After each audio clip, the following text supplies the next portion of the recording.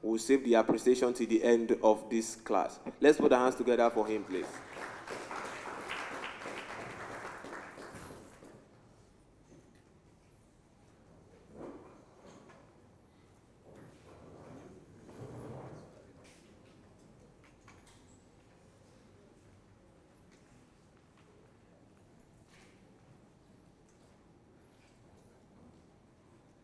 Good morning, everybody. Okay, are you angry with me because you answered him better than you answered my own? Good morning, everybody. Good morning,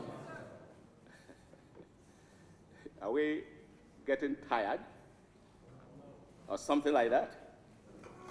I don't really think we should get tired. After all, the temperature is pretty low, and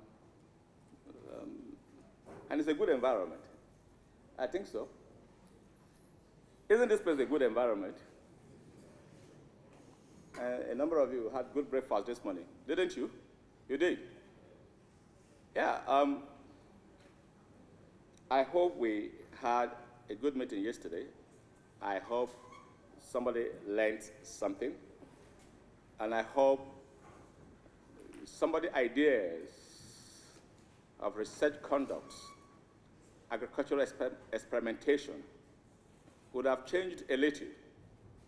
I hope we're in the process of transforming ourselves in the first instance and then transforming African agriculture.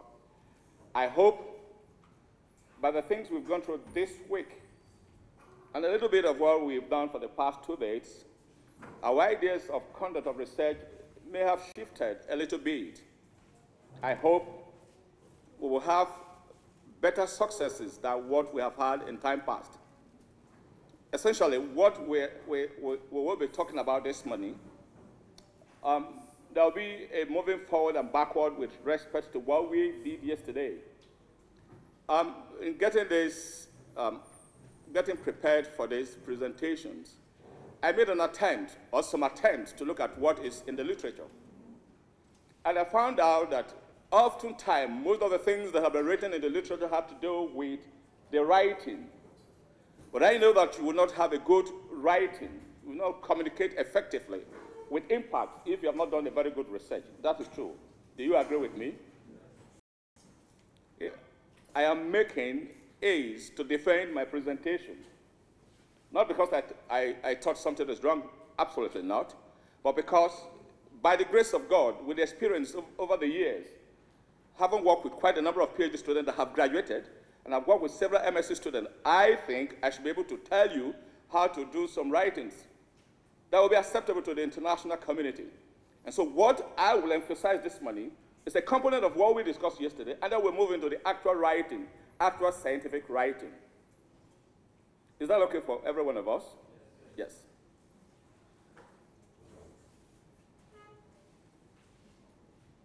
We call it scientific writing because the assumption, and which should be correct, is that all of you are scientists. You are either social scientists, biological, chemical, or physical scientists. And one way or the other, we are all scientists. And so, scientific writing. And so what are we saying? Scientific communication.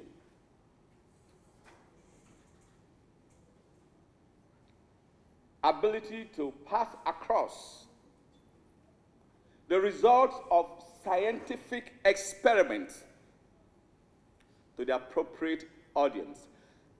I want you to be careful, to take note of salient statements, salient words, phrases that are used. We said scientific writing is based on scientific experiment and such that you pass across information in a manner that is understandable. Now, so if we put it together, we could say it in this way, that scientific writing is communicating science in the most appropriate way to the audience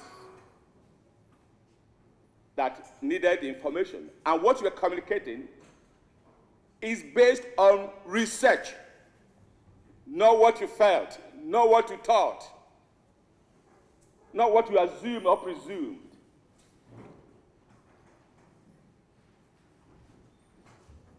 On our campuses, we have colleagues that write all form of names. But majority of you, I don't think that's what you expected to do. You expected to write science.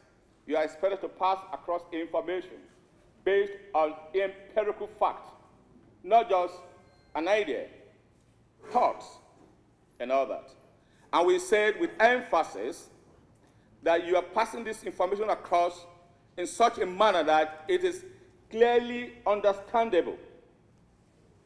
If you write the outcomes or outputs from your science-based experimentation, and the audience to whom you are passing across your information didn't understand it, have you achieved anything? Absolutely no. If you watch what we did yesterday, and the attempt I had made this morning is to have a feedback from you. If I say something, if it's not clear, I can read it from your eyes. Your responses will let me know whether I am actually communicating or not. And so, re-emphasizing what we have said, that scientific communication is passing across the result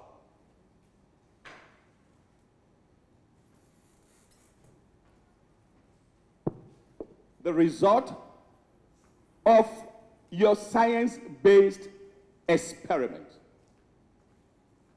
Result of real experimentation. Result based on empirical data. Thoughts that you want to pass across. That's not exactly what we want to talk about. And we are not saying totally that that is wrong.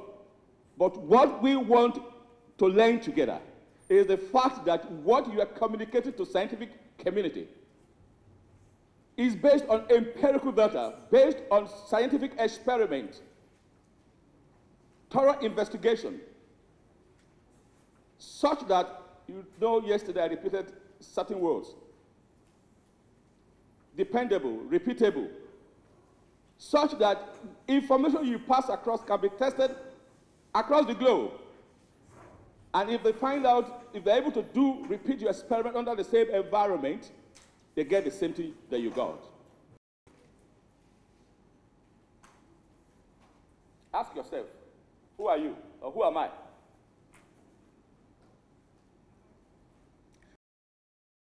Expert that don't do your research solely because you want to get a degree. Do your research because you want to make impact. Do your research because you want to be known for something. Now, so when you are communicating to your audience, do you think about your integrity, who you are? Do you realize that what you say out, what you tell people by your writings, will tell who you are?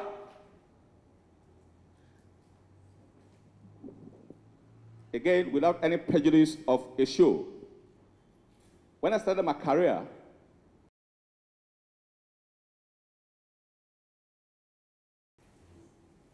and so I carry that in the inside of me, the who is communicating. I want to make impact. I want to be known for something good in the science community. I told you I work on plantain. And you see what? As a man thinks, so he is. That's the truth. If you have a mediocre mindset, that's what you will do. If you have a small mind, that's what you will write. If your view is just here, that's the science you will do. That is the truth. Remember the who. I don't mean to insult nobody. I don't mean to insult any of you. I told you we are colleagues, and I mean it with all sense of responsibility. But we have to tell ourselves the truth. There are things we do in the university. By God's grace, as professors, we assess other professors, other people who want to become professors. and we read all form of things. I said, ooh, off to. I assessed somebody in the University of Calabar. He was also like you people here. I learned from every single paper he wrote. Some other guys, that's why I said, take seriously what you're doing in this place. Some other guys from different universities, I won't tell you because those ones are negative. I just flipped through. I only had made an agreement with God that this hand will not destroy anybody. Otherwise, some of those people, they don't want to be recommended to become professor. But those articles have been published.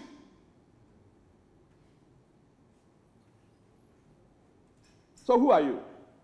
Who is communicating science? What's your value system? What do you want to be known for? I said to you yesterday that, again, training manager, please tell the DG that you got some responses. I feel great. IITA sponsored my PhD. And I told you I went back there to do 2-year visiting scientist position. I didn't say that's the only paper. Those are the only papers, no. I have PhD students that have graduated. We've written quite, but significant impact, IITA. But there are those things I did in the university with very young people. I'll tell you a testimony, and I say without any sense of pride or arrogance. No, absolutely. I'm not for that. We went for a meeting in Uganda. I'll tell you about it in course of this presentation. And then the last day, I sat down with a Ghanaian for a breakfast. And a white guy came to sit with us. He's from French Guadeloupe. Did I pronounce it well? Huh? Very good. Whatever name, whatever, you know. It's in Central America there. And then he asked, what's your name? And I mentioned my name. I felt like crying. He shouted, wow, I didn't know I'm sitting with a great man. I use your publications in my lab. Did you hear what I just said to you?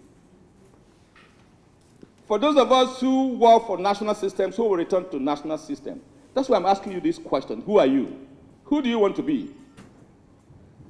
In the University of Nigeria, I said I was not going to be limited by my university, not by the country, not by Africa. I want to touch the global scene.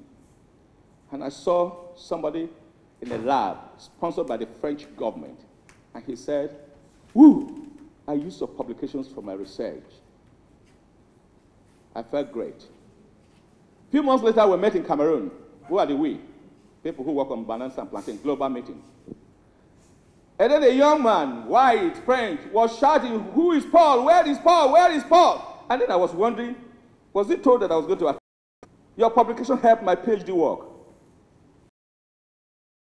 What are you saying? Some people didn't even put title. Some people put title, they didn't put the name of authors. What carelessness. You can't make any impact with such.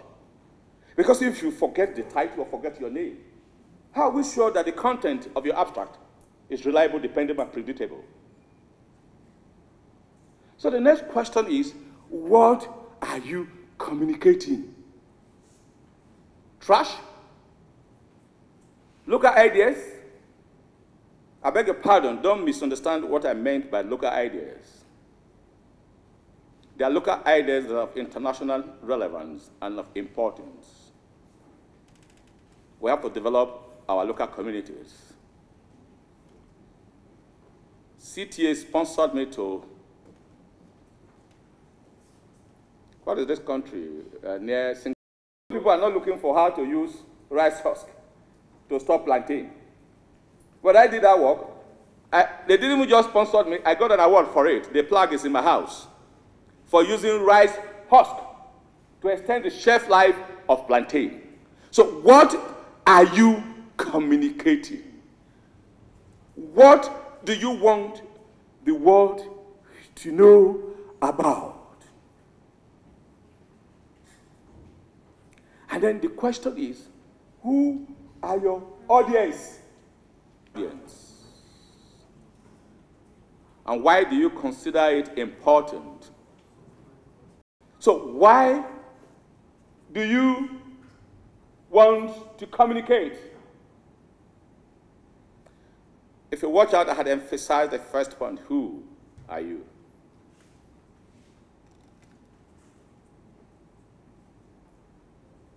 In my department, we have one or two colleagues. Sometimes I put my head on the table because of the senselessness of the research ideas they give to students. No value.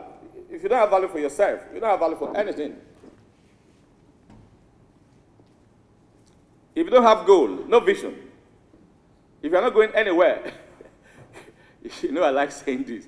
If I ask you that, you say, okay, this is not what IITA asked you to come and talk about. And I'm conscious the training manager is there, so that he will say, okay, why are you preaching to them? Who are you? What's your vision? Where are you going? If you don't have any vision, you just, okay, they say they should do it this way, and I did it like that. I want you to have a vision of a great African, great African, great African, great African that will make impact, that will rise to transform the society, that will rise to influence the community, that will rise such that innovations that will lead to transformations will be passed across, and that will become a better people for that. And then the next question is, what are your media of communication? The guys that spoke before me yesterday, they spoke, they wrote. And then the next question is, when I say language, I don't really mean whether it's English or French. I talk about the quality of your English, the quality, the style of your writing, and the format of communicating. I want you to note that each of these points are very significant and important if you will write articles that will be acceptable to international audience, that will be readable, that will make impact, that will make meaning to the reading community. We must note, and that seriously, that the world has become a global village. We all know that. It's not news to you. And so your communication, your scientific writing must carry global message for the global audience. Let me ask you this question, and without any prejudice, without any demeaning nobody. How many of you have publications? You have written papers based on scientific, empirical data. How many of you? Why are you doing like this? If you're sure, write it up. I was glad to tell you that my papers are being used across the globe. Why are you not vote if you have written? Can I see your hand if you have written? Okay? Yes? Thank you. When you sat up to write, and when you finished your writing, and you did the review of your work, you possibly gave it to your peers, colleagues, your associates, they read, corrected, you effected the corrections suggested.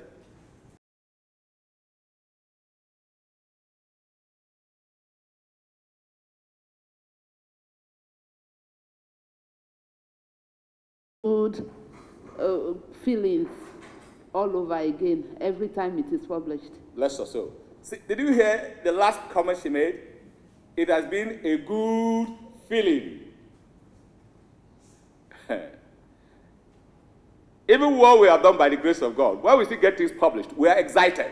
You just, wow, excited.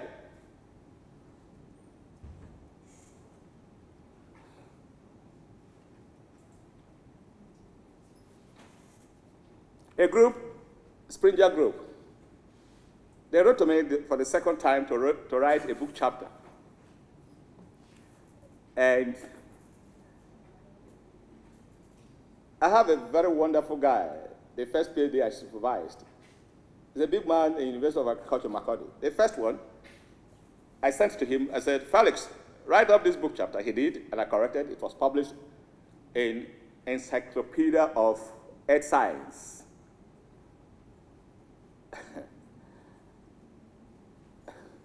Of it, I got so excited, so happy. It's a big volume, encyclopedia. I keep it as though it's an egg. And then so last year, I got an invitation again from a group, going to be published by Springer again. Right? A chapter on nutrition, plant nutrition. That's the title of the book, but choose any topic you want. And I work with fruits. And I told them I was going to write some tropical fruits based on empirical data. I'm glad enough because we have grace to have worked with quite a number of PhD students. So they do. And then the same Felix. I said, Felix, we don't write up this. I developed the title and what should be inside the chapter, and I sent it to him. He wrote it up. He sent it. We worked on it and forwarded it. So for almost 1 year, I didn't hear anything from them. So I told myself, could this be 419? Sorry, those who are not Nigerians, 419 is a scam. But sometimes in April, is to challenge all of us, including those that have not written anything. You want to be known for something very important. Do you know how the people, when I asked you who, the people in India wrote to me?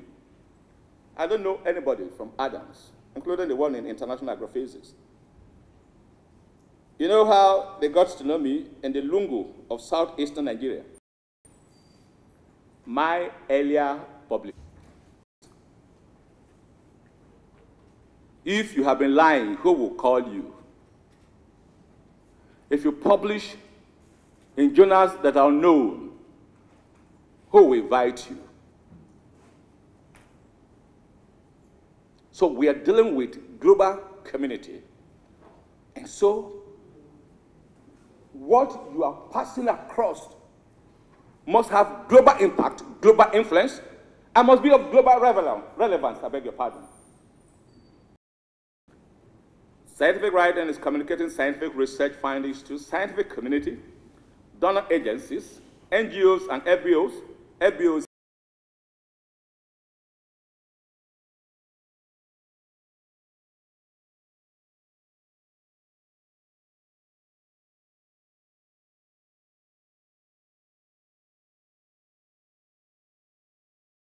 With plantain research, how many years ago? He's old, he has produced many. He was angry. He got up. You mean we gathered for 3 days, racking our brain that you told us we've written nothing? What else do we do? And the man explains to us that we have not shown the socio-economic impact of our science. And what Bill and Melinda Gates wants is, if I put this money, how will it change Africa? That Bill and Melinda Gates is not so much interested in your science. What will be the impact of your science on this lady by the time your science is over? What will happen? Will it change her financial status? Will she marry another husband after the first husband? Will she buy another car, build another house, and all that? That until we're able to translate science into feasible, visible impact on the society and the community, you have not communicated anything. And so, if science must continue to be funded, then we must be able to communicate both to science. I said, who are you? Who are your audience? What are you communicating? How do you communicate? Now, let's get down to talking with you at a more closer range, scientific writing by graduate students.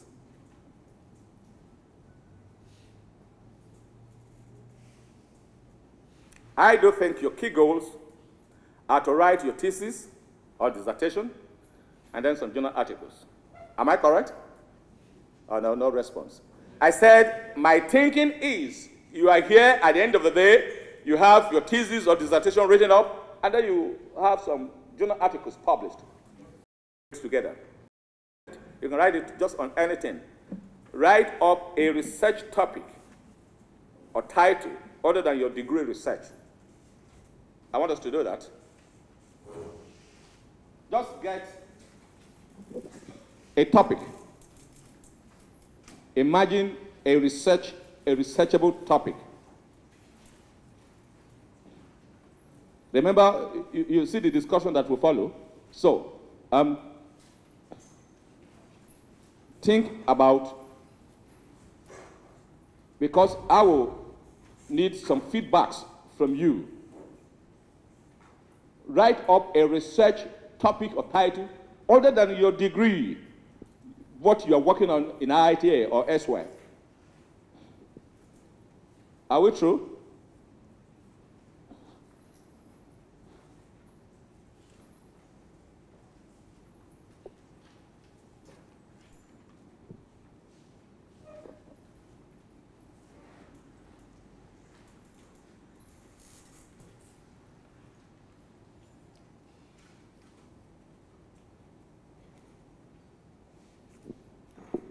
Who has gotten a topic or a title?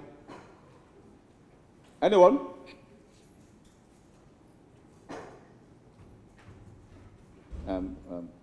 Yes? My friend with bushy hair.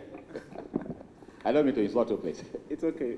I wrote influence of organic amendments on plant nutrition for resistance to virus infection in tomatoes. We are heading. Yes? Who has another? Yes?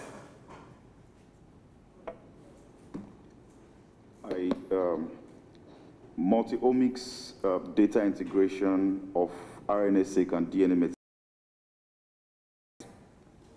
Now, what are the compelling reasons for the research you have written? Who wants to respond to that? Yes?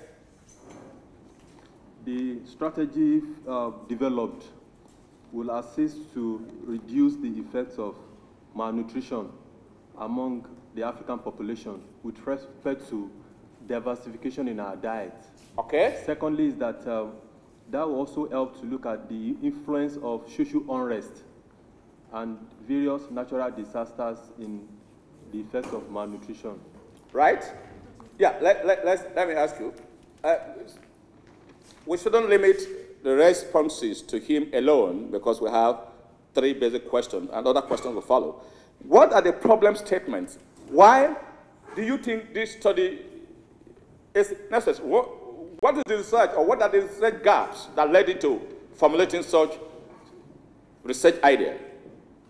Population in Africa tends to be on the increase. Therefore, there's need for us to increase the rate by which the population's health can be improved upon. Thank you. So what will be the compelling hypothesis you will wish to test in course of carrying out this research? Can underutilized tropical legumes help in reducing malnutrition among the African population? Thank you very much. My great man.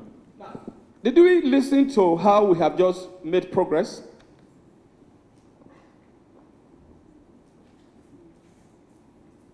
Did you see the stepwise movement? Developing a title, a topic, if you like. And then we said, why do you think such a study would have been necessary? And if you listen to him, I asked, what are the problem statements?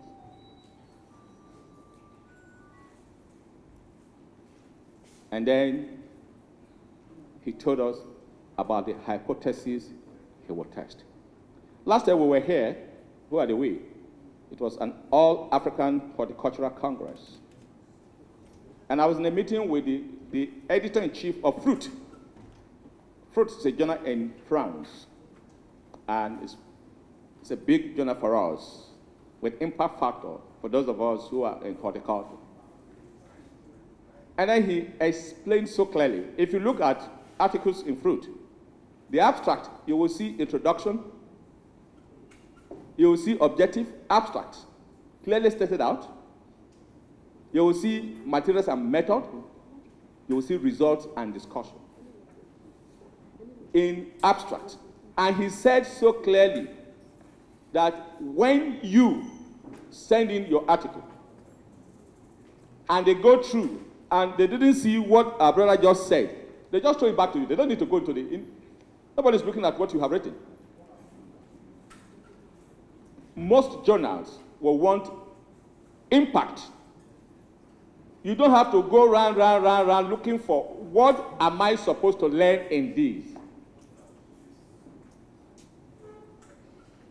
Remember, we said when you communicate, it is with an expectation that what you are passing across would have impact on your audience, such that the outcome of the impact will not be confused.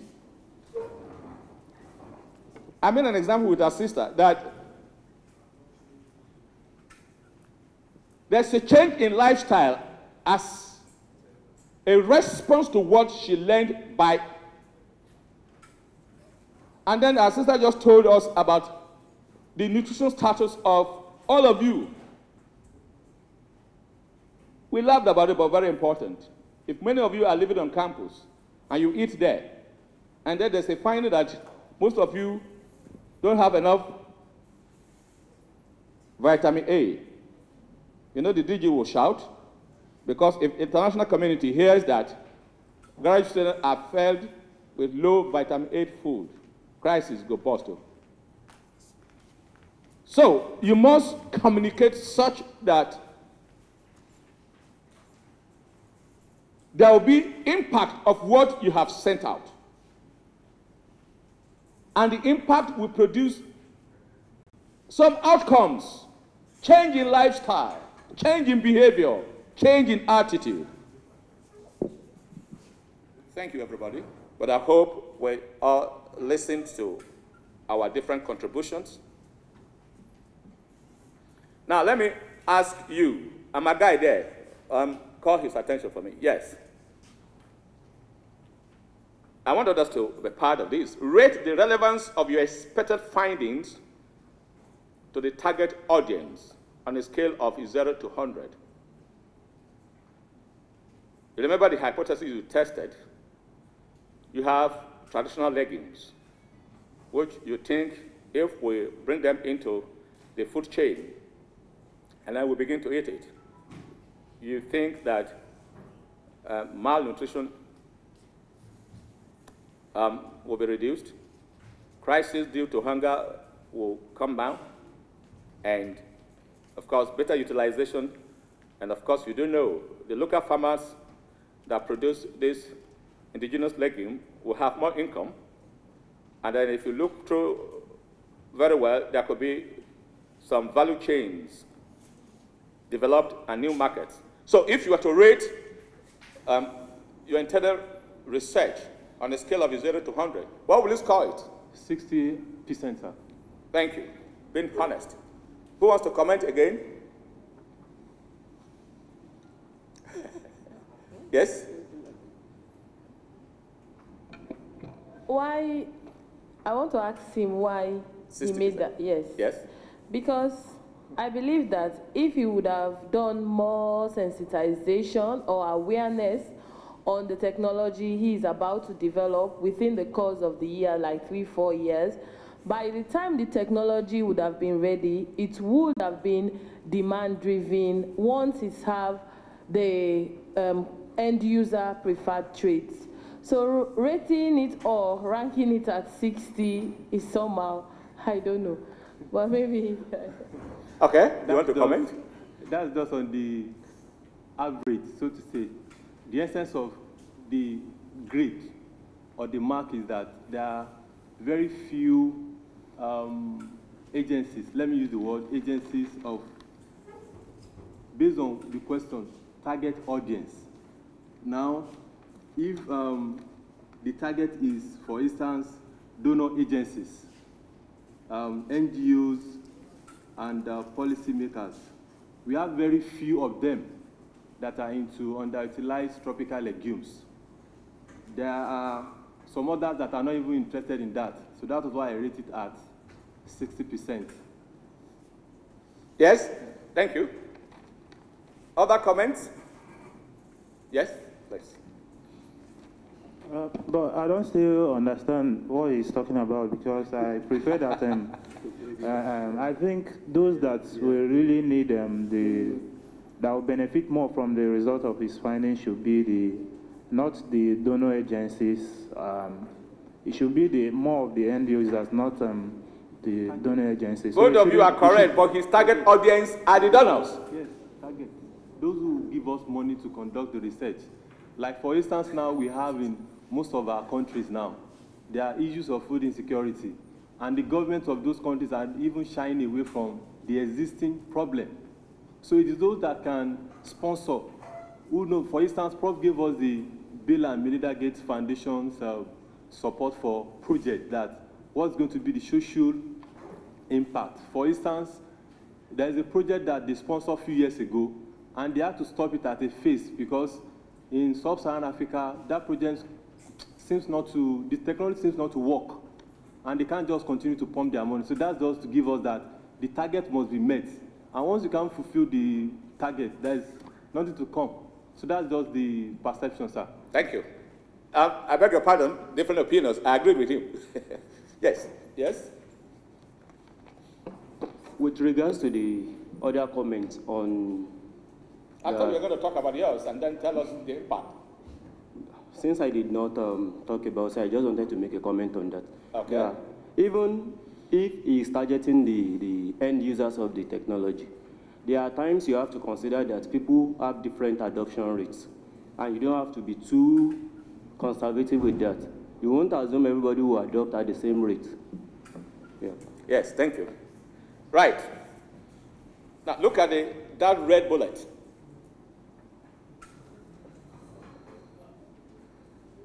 I want us to ponder on it, and then we are building up.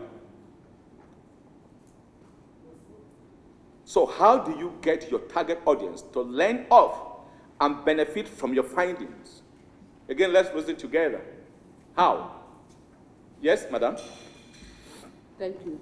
You know, for researchers in agriculture, there is these field workers that can carry new inventions to the field. But in some other aspect of science, most people will not, you will not be able to pass your message to appropriate quarters in most times. But as agriculturists, you can go to the local environment. They have cooperative societies now. They have a lot of places that people want to know about new things. Then we can also take it to academic communities like this, where people come from different centers, and that will help get people to know. Like, we came here, we are eating cassava in different type of pastries that people like. So I bought some, took it home yesterday. They are requesting that I buy more.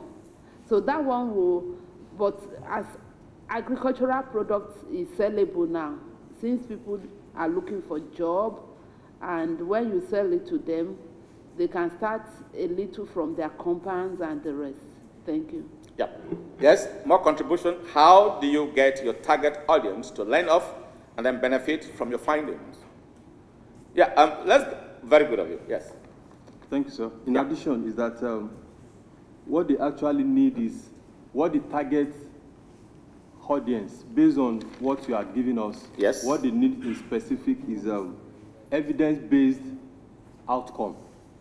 Thank you. Evidence-based outcome. Can you repeat that severally? Did you hear what he said? Evidence-based outcome. Please, can we all repeat it together? Just wait before you continue. I hope we realize that this is not just one of those trainings, symposium, or workshops. We expect that at the end of these interactions, that those of you who have not written any publication, you will have enough courage and boldness to sit up and start writing. Those of you who have written before, having some challenges in getting some of the journal to accept your publications, we expect that by the end of this 1 week, putting it all together, all that you have learned, you are able to write more successful articles. I can't go away from that word he used. Evidence-based, not just an assumed outcome, not just presumed outcome, based on evidence, empirical evidence, things that you can touch, you can see. Right, please. Thank you, sir. So once that is developed, then we can now target policies for implementation. Once we're able to develop a policy that we can implement, that will give us the procedures for the utilization. For instance, I was in a mall yesterday, and I picked up a golden morn from Nestle, and it was indicated that that particular package was with soya. They just write with soya. So I said, oh, in the next few years, we could have golden morn with wing bean, golden morn with African yam bean. That's right. So these are some of the underutilized tropical crops that we have. Golden morn with bambara, for instance. So, and Nestle has the money that they can now use. They can fund such a product or such a crop for their utilization. And all these materials are available here in Africa. They are available here in Nigeria. Aside from that, the value chain from, in measuring the social impact, as Bill mentioned now, the value chain that we could derive would be more. Like the Minister for Agriculture was in Oyo during the week to set up a cashew processing company. Right. The governor of the state was saying that, oh, this is a very wonderful initiative that the state government is pleased to partner with the federal government, that this project has a long value chain. So these are some of the approaches that I think the target audience will be very happy to know that, one, the proposed and the issue at hand is evidence-based. Two, we could develop a working proposal. Three, we could be able to develop policies that national government, for instance, now could use. Then four, expansion of the outcomes through utilization. Thank you for sharing your thought with us. Now, look at this, my beautiful picture with a question. What we just discussed in about 5 or 10 minutes is the core of this training. It's the core. Did we listen to his beautiful submissions? That is the essence of our gathering. We can profit from the interaction with one another. So the core of this training is how you and I can effectively communicate. Now, I told you some colleagues when I do some assessment of colleagues' publications. You don't even know, you know the so-called predictory journals. The guys, have they communicated? Yes. But is it effective? No. Because if I mention some of those journals, you never had heard of them in your life. Is communicating going on? Yes. They wrote it out. Few people have read it in the local community. Effective, 0. Impact, -0. So all we are sharing together and what we expect at the end of the day to have happened inside of you is we would have learned how to communicate better with more effectiveness and with evidence-based impact, changing the life of the society.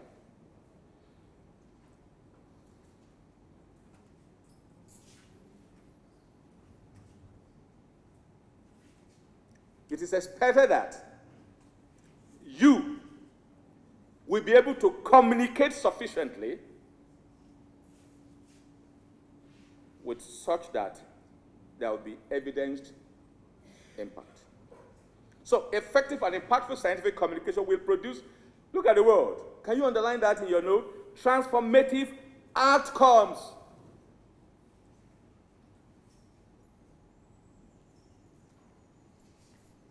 I did a study, and I'll let you know.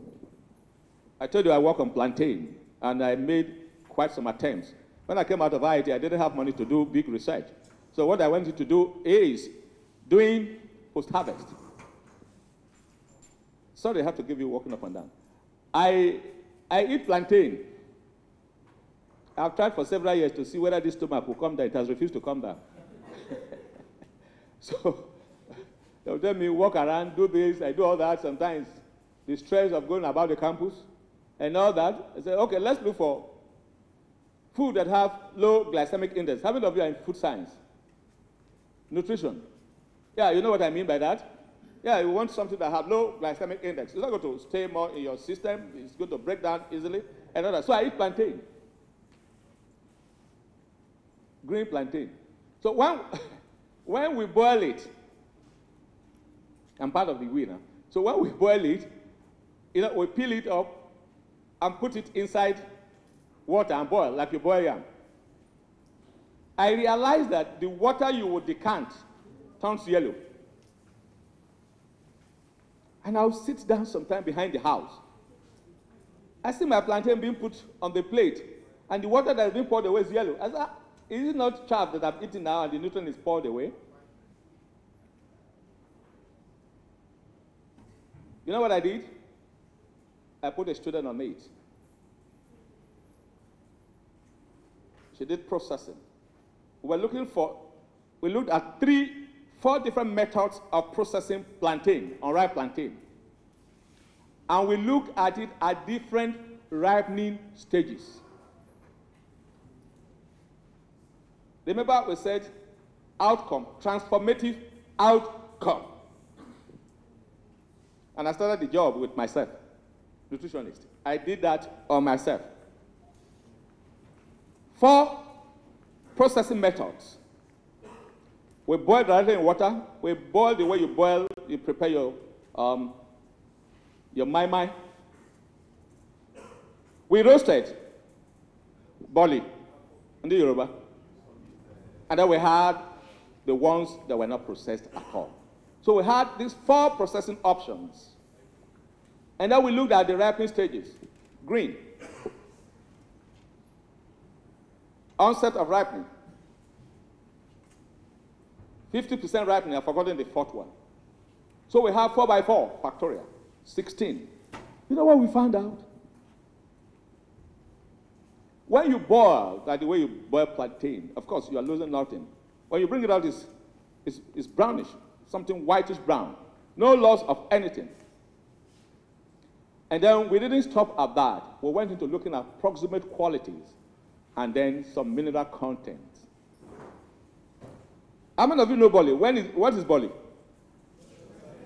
At what stage? You know, not just roasted plantain. All right, what?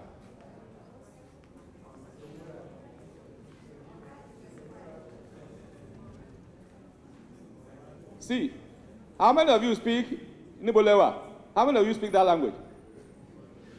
Okay, so when the real barley in the Yoruba country, when is it? No. Unripe is too. She got it. Onset of ripening. It's not just a little turning. Go and look for the publication. You will see it. We use GG bioplot on it, combining the 16 treatment combinations. The lowest fat content oil was at that stage roasted. The mineral content, the so-called iron, zinc, potassium, highest onset of ripening, roasted. What is the impact on me? That's how I prepare my plantain to eat.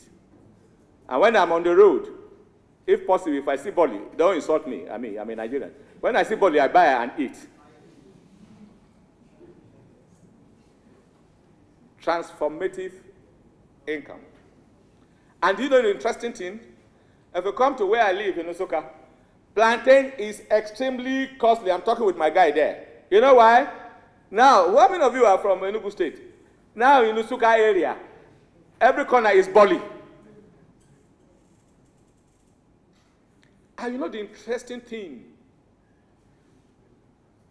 Some colleagues in Canada, food scientists, they cite that work, and I feel great in my heart. You know how your work is going? Go to ResearchGate. If you have not been there, go there. Or go to Google Scholar. Register your publication. You see how many people are using it. I feel excited anytime I click on ResearchGate, looking at those who are reading the work across the globe. I feel so excited in my heart. Doing things that will, communicating science that will make impact on the lives of people. You know where I said they are? Canada. Citing the work I did in the bush of Nsukka in Enugu State. Because of what we found in what we did. Now, so when you communicate science, ensure that there is the consciousness in you that you want outcomes that will transform the life of people. Just watch it. And I can bet with you, if you change your mindset, your orientation, your thinking pattern, your worldview, and begin to see the global village with the consciousness of being part of God to make impact, to transform life, you will see that your writings will change. Now, so, some exercises. How do you communicate effectively and impactfully? Your contribution, please. Yes? From my experience with my supervisor in the university, one of the things he hates most is using bogus languages. So he tells me, if you want to communicate effectively, simplify your grammar. Hold it. Did we hear what he said? He's just talking about one of the slides that are already there. Can you repeat what you just said now, please? I said, from my experience with my supervisor in the university, he hates it when his students write and they write bogusly, verbose English, as he calls it. So he tells us, if you want to communicate effectively, write simple grammar that your 5-year-old child will understand. Please, can you say it again? I'm sorry. I'm sorry. Okay. He said to communicate effectively and impactfully, write in simple terms, use simple words that everybody will understand, not some technical, big Thank you very much. jargon. You ain't doing no good by writing the way I just spoke now. You ain't, meaning what now? Write as simple as that case is. You hear people, you know, this guy, for the Nigerians, you know this politician from, is it Edo or Delta State?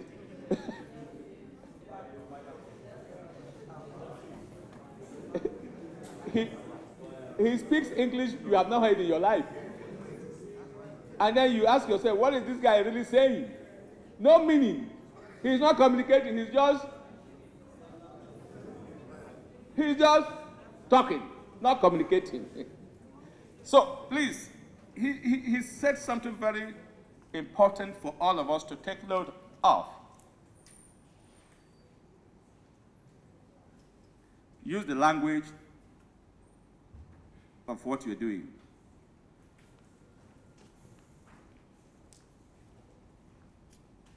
When we get there, I'll say it, but let me say it now. I'll say it again. Depending on paper I'm writing, I read so many articles around that field. So besides using simple English to communicate, I use relevant language. The last paper I just told you is more of food science, nutrition thing. I am a crop scientist. But I write in their own area. Some occasions I even delve into some pathology of fruits in storage. I just go read, and I use their language. I was talking with my brother there in the morning. If you see my publications, close to 40% of it, you could take it as plant breeding publications. I am not a breeder. I normally shout it everywhere I go. I am not a breeder. I'm glad to say to myself, I'm a crop scientist with emphasis on horticultural crops. And if you go down, I work on fruits, plantain, passion fruit. These are my core research endeavors. But how was I able to write and get articles published in Journal of Crop Improvement? This is for breeders. I use their language. I communicate with their language. I write what they will understand. I write what will make impact and give them understanding, something relevant to what they are doing. Did you see the two people who held hands and looking at you?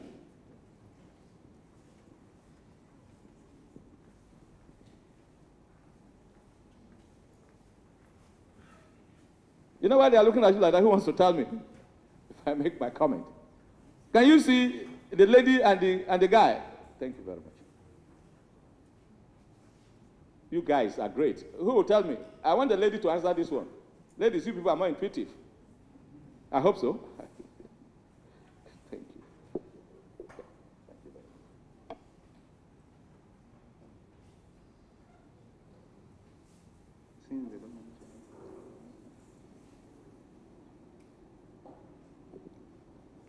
Okay. I said lady.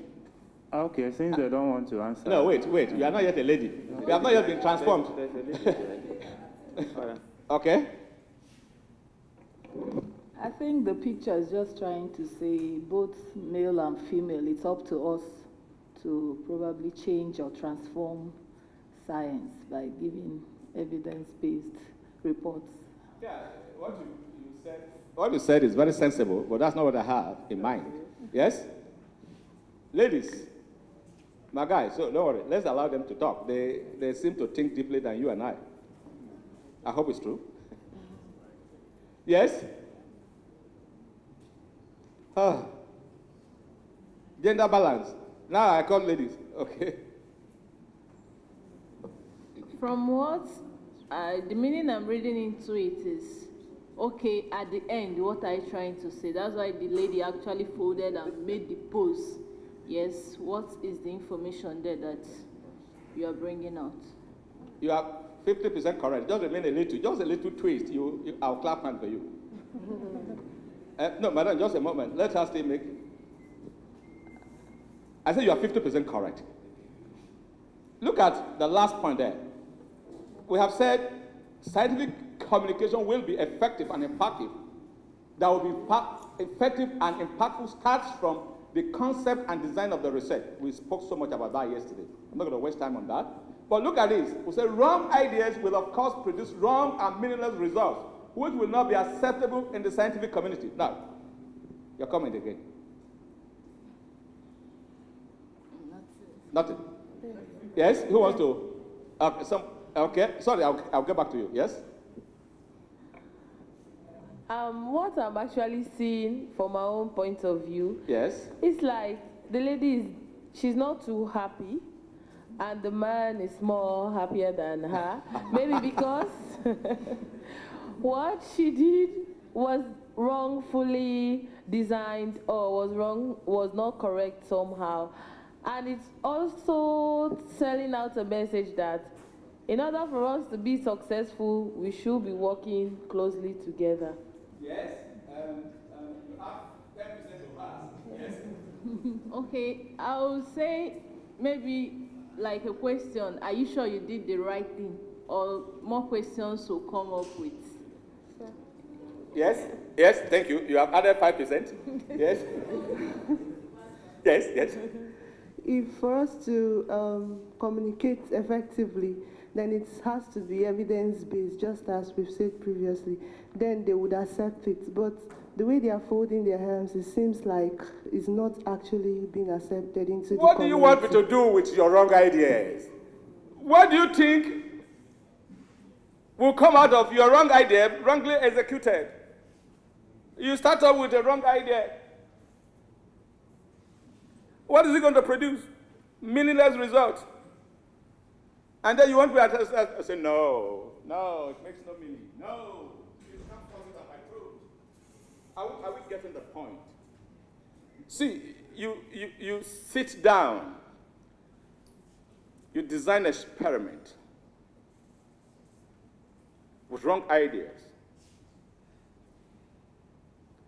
And what are your expectations? Of course, when you take a ball and hit it on the wall, what happens? It bounces back. Wrong ideas will produce wrong and meaningless results. And there's no magic you will do that it will be acceptable in the global village. You can publish it in, what do you call it? Predict, whatever name, these journals that are at the Lungu, that's where you can get it out. Nobody will read it. Nobody will take it. Both male and female will say, no, we ain't going to look at what you're doing. It's meaningless.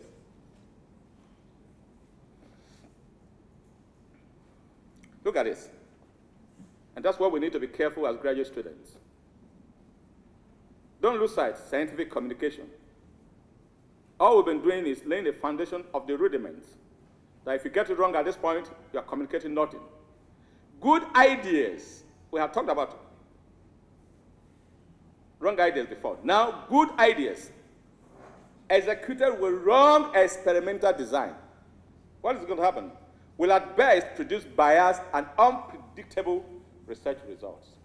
Again, we emphasized this so much yesterday. In other words, as a prelude to your effective scientific communication, effective scientific writing, that your ideas must be right. Your ideas must be properly executed. Your ideas must be done under known, acceptable experimental design. Look at the box, whatever we call it, and we're going to discuss. If you watch us so clearly, I have highlighted some key points that I think we should discuss, and I will expect feedbacks from you. Research findings that will produce positive outcomes. Like our brother said, evidence-based outcomes. Started with meaningful and target-driven ideas. Look at it. Your ideas that will be communicated to the scientific community must be meaningful, must be target-driven, and must be executed with the appropriate experimental design. Ladies and gentlemen, no matter the name of the journal, if it is a journal that will be called a journal, if you don't follow these principles, and if these keywords are not found in your research writing, nobody accepts it for nothing. I wrote a paper a couple of years ago to Journal of Sustainable Agriculture in the US. Sincerely, I didn't know it was a journal. Listen. Ifeanyi, listen here. I didn't know it was a journal. I thought it's one of those science, whatever. And I wrote it like writing a letter. And the reviewer insulted me bad. He was correct. And the editor-in-chief made a comment that this scientist carried out this research in an environment where there is no information that he has provided. It will not be rejected. And the editor-in-chief wrote, "Would you please write your paper in the conventional way of writing articles?" Remember, reviewer condemned it. Yes, because I didn't write it in the normal way we should write science articles. Editor-in-chief said, "I have seen something." He did an experiment. What is it that I did? Plantain, we did the work. 89, 90, 91. We're looking at nitrogen use efficiency. We're looking at the best nitrogen that will affect good production of plantain. And we look at harvest index, and we look at quite some physiological parameters. And like I said, I wrote it like I was writing a letter. And then the reviewer said, "Throw it away. It's nonsense." Editor-in-chief said, "Based on the literature citations, okay, this information has not been available previously. Would you please write it in the normal way we write article?" I wrote it, it was accepted, published a long time ago. Did you hear what I just said? The writing was wrong, but there was a key point. There was something important to the region, and I was asked to write it in the proper way. I did, published. Journal of Crop, Sustainable Journal, whatever, Sustainable Agriculture, whatever, in the US. Published 2002. Why? Target-driven. It was to provide information for plantain growers in southeastern Nigeria. And you don't lie about it. So I had a target. I didn't have a problem with the design. I didn't have a problem with the execution. And when I did the writing, the paper was accepted.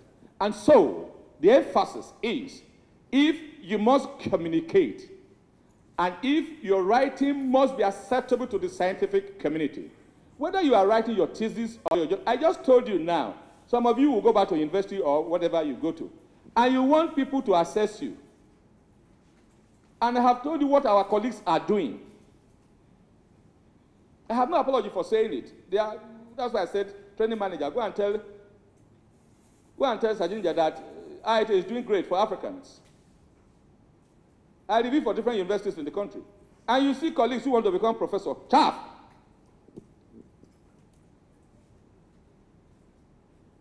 And a number of them even did research that were excellent. Remember in the second slide, I asked you, where do you want to? How do you want to? How are you sending out your information? So beyond getting a degree, you will want promotion, whether you are a research institute or in the University College of Agriculture, College of Education. Your research must be meaningful. Your research must be target-driven. It must be executed with the appropriate experimental design. You know my philosophy? I'll tell you. You don't get a PhD under my supervision if you're not going to impact the society, impact community. If you aren't going to contribute to the wealth of scientific knowledge, you don't get a PhD. No, you don't. Obviously, I don't leave the students to themselves. We sit down, we design what we think we're going to solve a problem. If you don't solve a problem, what have you done? And for those of you doing master's degree, it's a process. Change your worldview, change your mindset. Ask yourself, you are doing a project being supervised by somebody, yes? That's right. It's a funded project, yes. You need the funding to do your research, yes.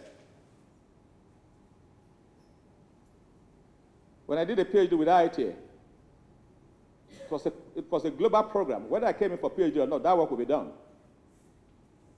That was the first time multilocutional trials of bananas and plantain materials bred by human beings were being tested across the globe.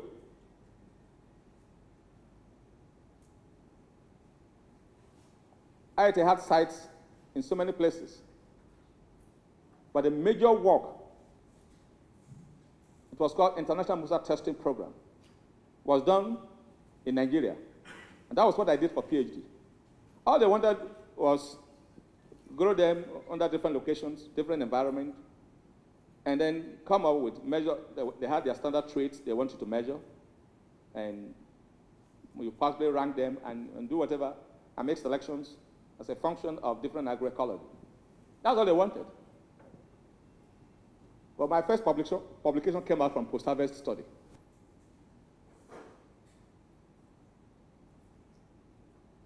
All they wanted me to do, maybe at most, would give me about 3 or 4 papers. But I wrote 8 papers from that PhD work. Because I refused to be limited to what they wanted. I wanted something differently. I did what they wanted, and I did what I wanted. So for those of you who are graduate students with IITA, yes, you're under a funded project. But who said that you can't think out of the box? And obviously, your scientists are so busy with so many things that if you bring in wonderful ideas, you think they will throw it away? Absolutely not. So, can we discuss? Are there comments?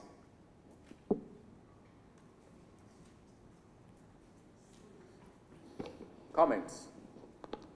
I'm looking at my time, it's to 11 now, and I'm almost good to go. Okay, so proper execution of experiment is it. That's about your scientific writing. You can't tell anybody anything if you did the wrong thing.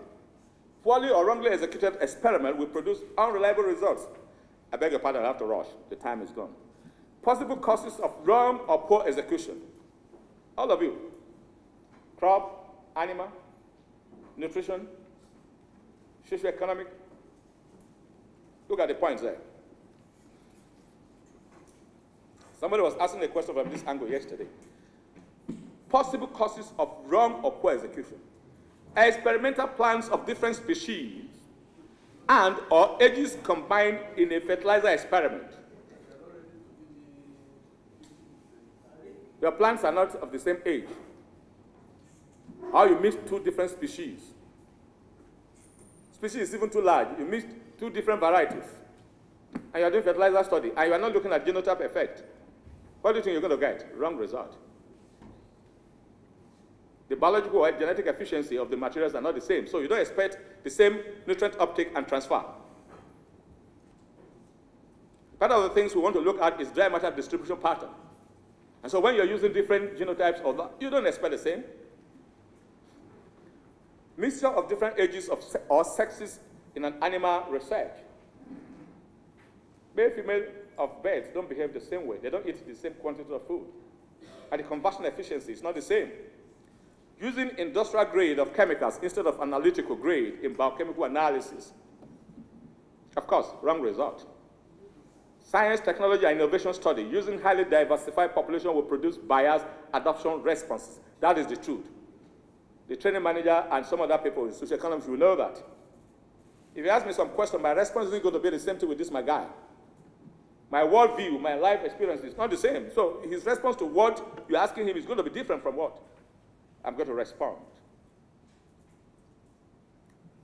Now, so if we must communicate with good effect and having impacts, you must have the right concept and experimental design. You know, I said this repeatedly yesterday, and I'm repeating it here again. Not lack of what to say, but for emphasis. If you don't have the right idea, you ain't going to go write any meaningful thing.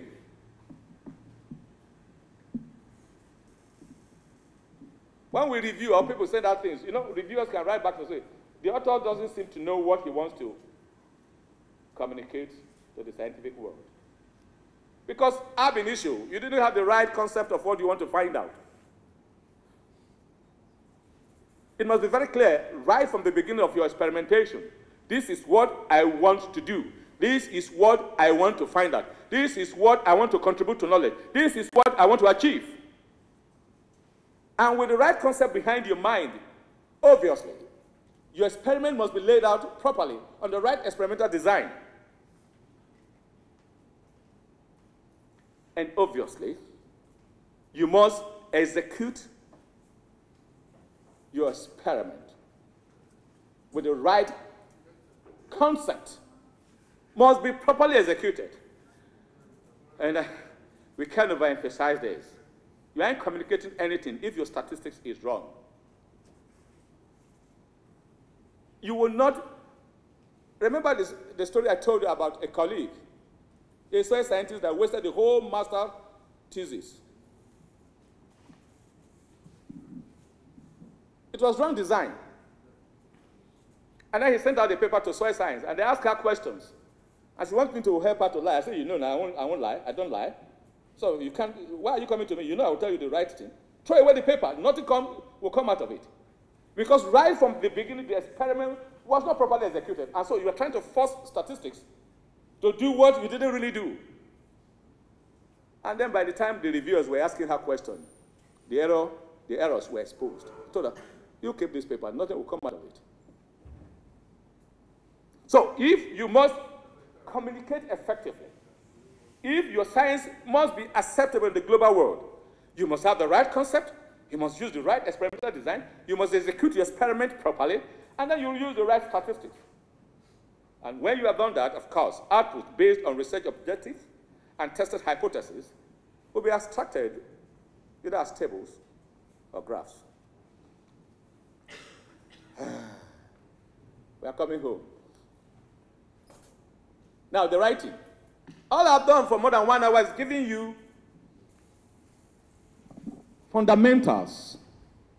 I told you, most of the literature I looked at, they will just start from here, the writing. If you didn't do good experiment, what are you writing?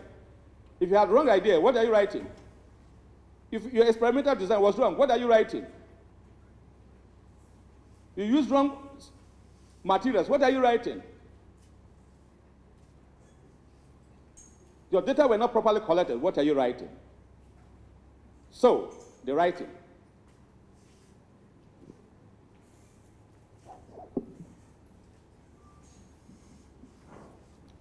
You know, I will wish to tell you, you are giving me time. 2 minutes. No, you haven't started. You were supposed to start by 9, I started to 10. So keep this. You know, I told you yesterday that I'm a teacher, I work in the university. So now let me act as a lecturer to you, not as your colleague.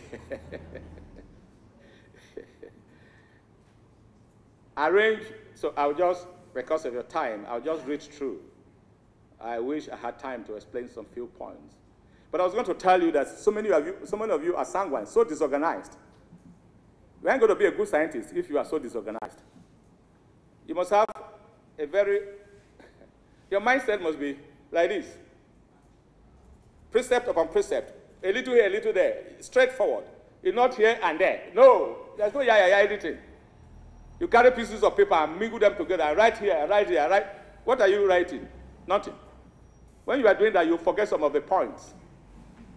Or some of the points, the one you are supposed to put at the last, you put in the middle, and put the first one and put at the last.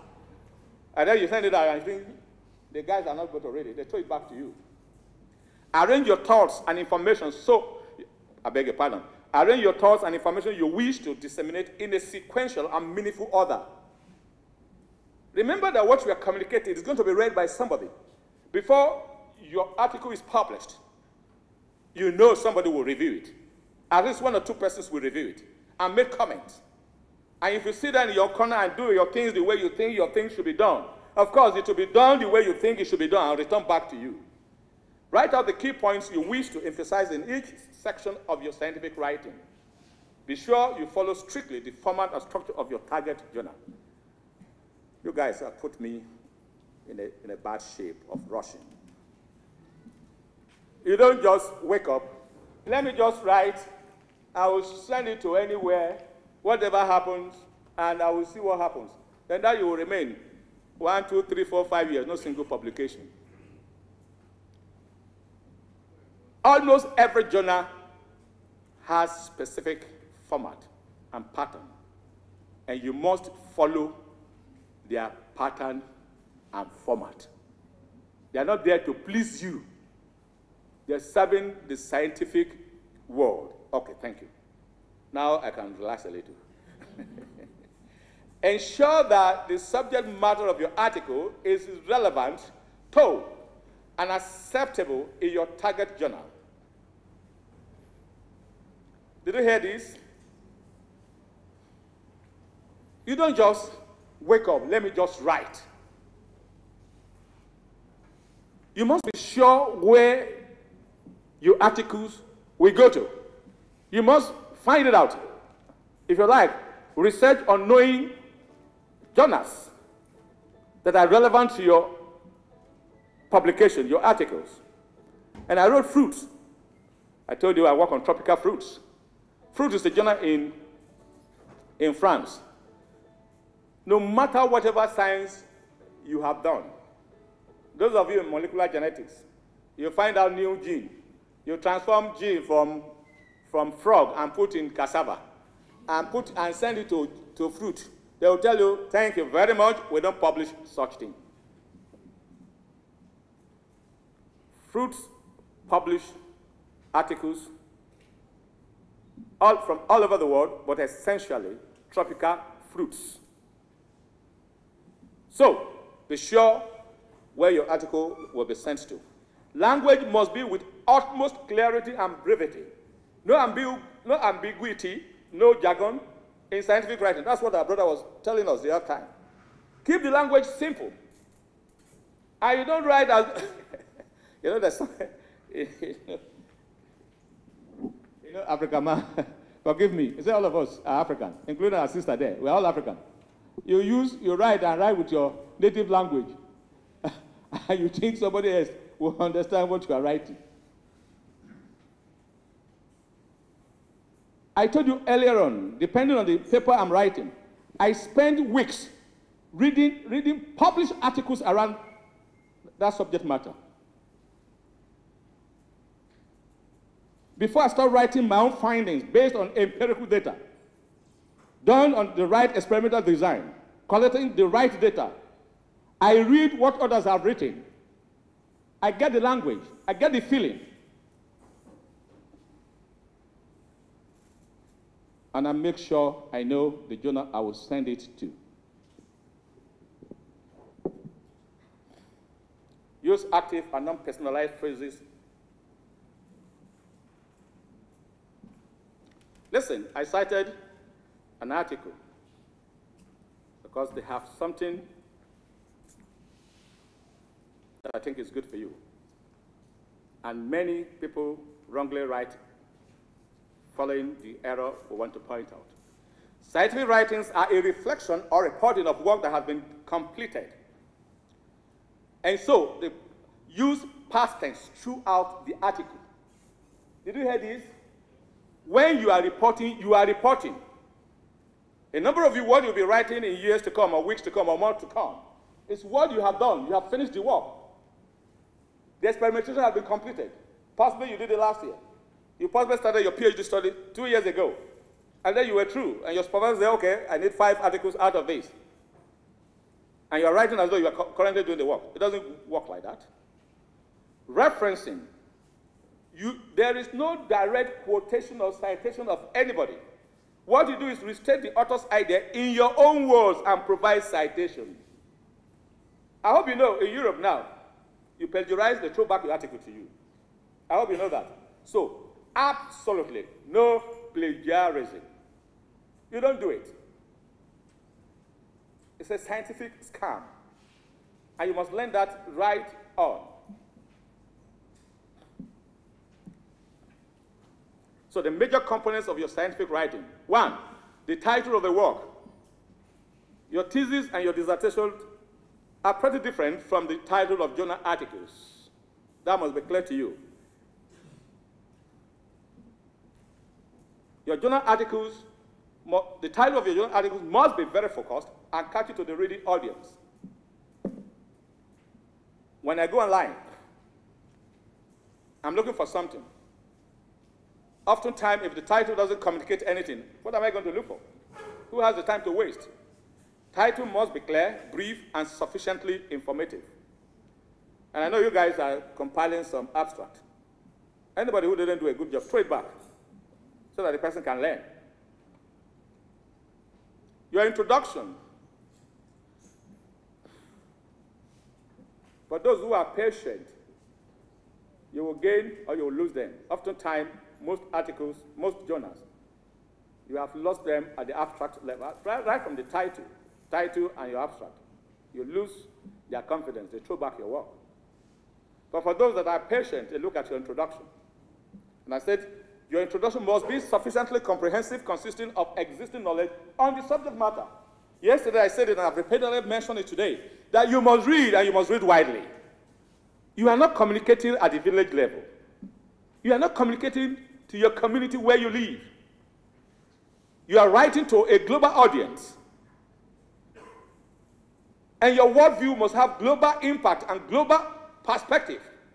And so you must read widely and know what has been done within the subject matter and make sufficient citations and referencing. And so your introduction must include your problem statement. We had our brother trying to do that when we did some exercise. Your research objective must be very clear and focused, and then there must be a very clear hypothesis that you want to test. And then your materials and method. Obviously, the details of materials used and the methodology of conducting the research must be documented. I had an issue. I wrote a paper that finally got published last year. I'm a crop scientist. And I went into, I just digressed a little. I work on fruits, but I needed to do some things on vegetables, trying to investigate some things. So I used poultry manure, and I did soil analysis. I did the poultry manure analysis, and I did my crop science study. And I got the work done. You know, we have some funny experiences with journals. I guess my article was sent to somebody who is not very strong. That's because I accused them. And in the first instance, the reviewer condemned GGE biplot analysis. And what I simply did, I was still a gentleman then, I wrote that I made some citations, including some of the publications we have already done with the package and some other people. And then they were silent. And then whether the lady or the man said, I should give detail of phosphorus analysis. Yes, I'm happy you did like that. I wrote back that I am a crop scientist. I was looking at the effect of this on this crop. Just for the scientific community to know, I analyzed the soil, analyzed the amendment as the poultry manure, that I don't think it's my business to go and look at methodology. That I sent these samples to the lab and they got it done. You know what he or she wrote? He said, if not the information you are passing across is important, I would have recommended that this paper be rejected. Yes, that's what we see in publication. Some heartless human being, forgive me for using that word. You know that paper was not published? I got angry also, and I kept it. I said, I'm not a soil scientist. What's my business talking about the details of phosphorus analysis? However, I swallowed my pride and went to the laboratory technologist. I said, could you please write for me how phosphorus is determined? He wrote, I included it. The paper is published. So, make sure your materials and methods are properly documented. That's why I told you this story. You can lose publishing your paper because of just simple. Can you imagine that? You know the energy in spending, planting, waiting, measuring, analyzing, doing biochemical analysis. And after that, you sit down and read, and write up. And somebody said, because you didn't put phosphorus determination analysis or methods. So make sure You follow what is expected of you with respect to documenting properly your materials and method. Methods must follow standard procedures and properly described. Listen to this. It's not figment of your imagination. Standard procedures. Materials and methods must be written with clarity and without any ambiguity. Describe properly the statistic you use and the software. Yes, again, we must be very careful depending on the journal. Don't use local journals. Don't use journals that are not of international reputation. This one, I won't tell you the name so that you don't think I'm blackmailing them. It's supposed to be of international importance, but they sent it to a reviewer who doesn't know nothing. Otherwise, if you're a crop scientist and you don't know anything about GGE bioplot, then you don't know nothing.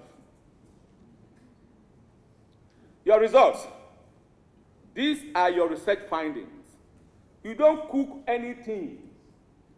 You don't just say that, okay, I expect that this is the result. No, there's nothing like I think. You don't think. You get your empirical data based on proper experimentation. Simple but unambiguous language must be used to convey your findings to your audience. Look at the word, say. Say the result exactly as it is. Don't forget what our guy said. Simple language, just say the result the way it is. Don't try to be big. There's no big anything. The guy either the guy or the lady who reviewed my work, he didn't know I have big stomach. Otherwise, he would have been afraid. So just say it exactly the way it is. Do you understand? Don't do any manipulation. Don't try to impress. Impress no one. Just communicate science. Say the result exactly as it is. Your prose must represent exactly the data you presented. That is the truth. You don't start saying something that cannot be seen by anybody who cares to look at the data you have presented. Strictly follow journal style for result presentation. Check and ensure balance between graphics and tabular presentations. Very important. Your discussion. Explain your result findings in line with existing knowledge. Don't repeat your result. Very, very important. Some journals will ask you to have result and discussion. Some will allow you to do the way you want it. I like to have results separately and my discussion separately. And you risk the error of repeating your result in your discussion. But what is the discussion? Look at what I said. I said, explain your research findings. You are just explaining your findings in line with existing knowledge. Justify your findings with similar or closely similar scientific reports. But be sure that you have appropriate referencing. Agree or disagree with existing knowledge related to your study based on empirical research data from your experiment. You have right to agree, you have right to disagree based on the data properly collected, properly executed. Both results and discussion must be written with clarity and brevity to answer your research questions and hypothesis tested. Discussion ends up with outcomes and recommendations based on the set objectives of the study. Again, ensure there is no plagiarism of any form. Of any form. Don't destroy your career. Don't destroy yourself. Finally, referencing must strictly follow the journal style. Different journals have their different styles of referencing. You know some that are too strict. You have done very good work. You didn't follow the style of referencing. They throw it back to you. Know that every journal has peculiar style and format for referencing. Avoid omission of cited articles or citing articles that were not used in the body of the articles. Always consult with journals' instruction for authors. Did you hear that? Consult with journals' instruction for authors. You don't want to clap? Thank you for your attention.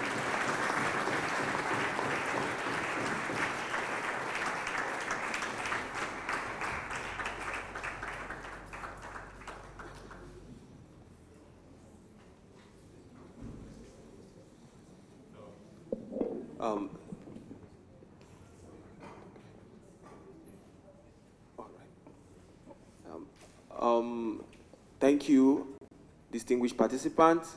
I think we'll reserve the question and answer session to the last part because it's still coming up after the break, after the tea break. No. You ain't coming up again, sir? All right.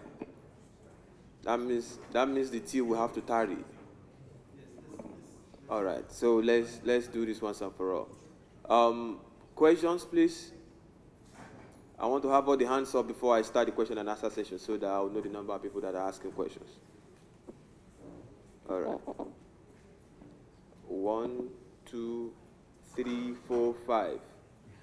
5, I think I counted right. All right. 5 questions. Let's begin from here. No, we began from here yesterday. Let's start from here. Yes, let's start from here. All right, thank you.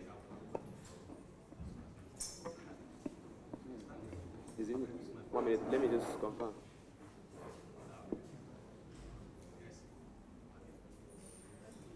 Is it?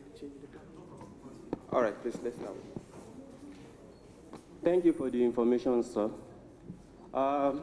My question will be more of seeking of an advisor, because most of us here, I can say, are just learning the trade of writing.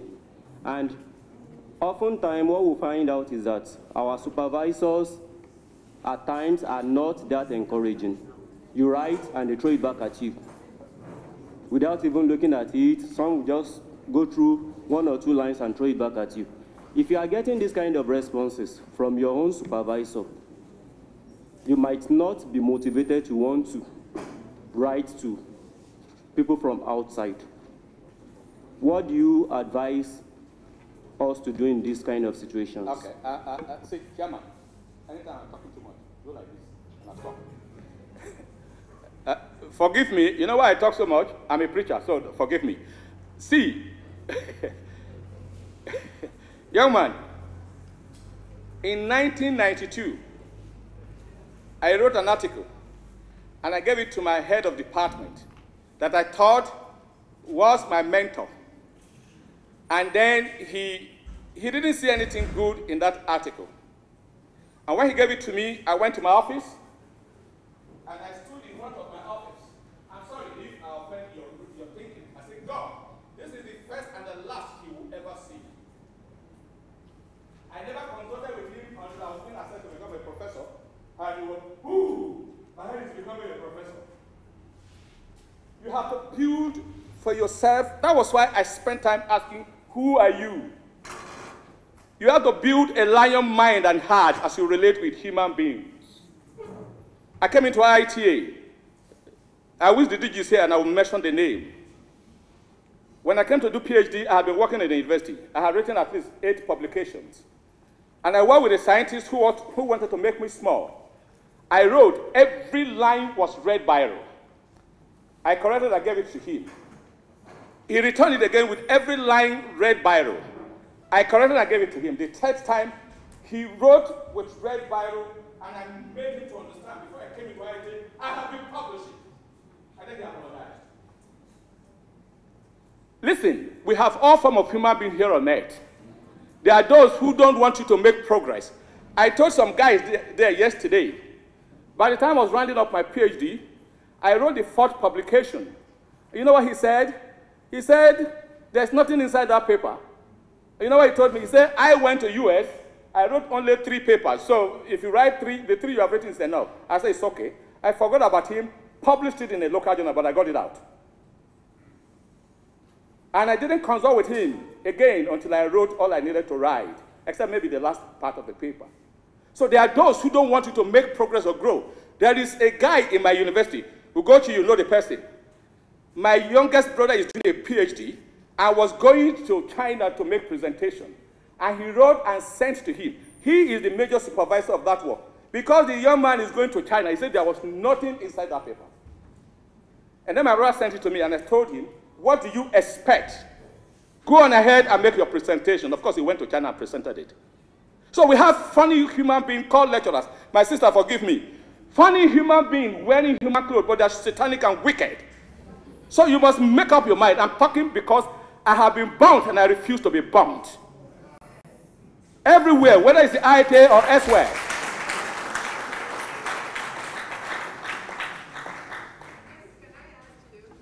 Yes. Okay. He's very right. And what we have found is many students have... Thank you. Many students have complained that their supervisor didn't read the work, or the supervisor didn't give them attention, or that they have problems between the supervisor and the supervisor.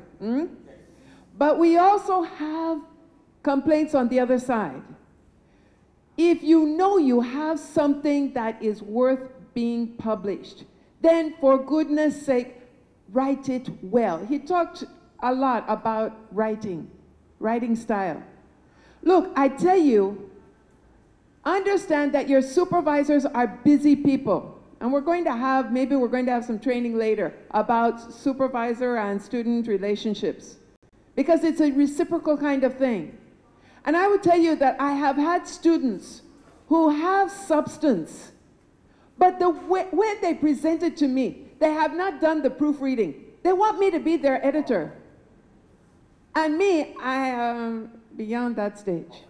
And yet, every time I get a student's work, I have to, first of all, check all of the references. He talked about those that are cited should be in the list at the back, and those that are at the list at the back should be in citing and all that.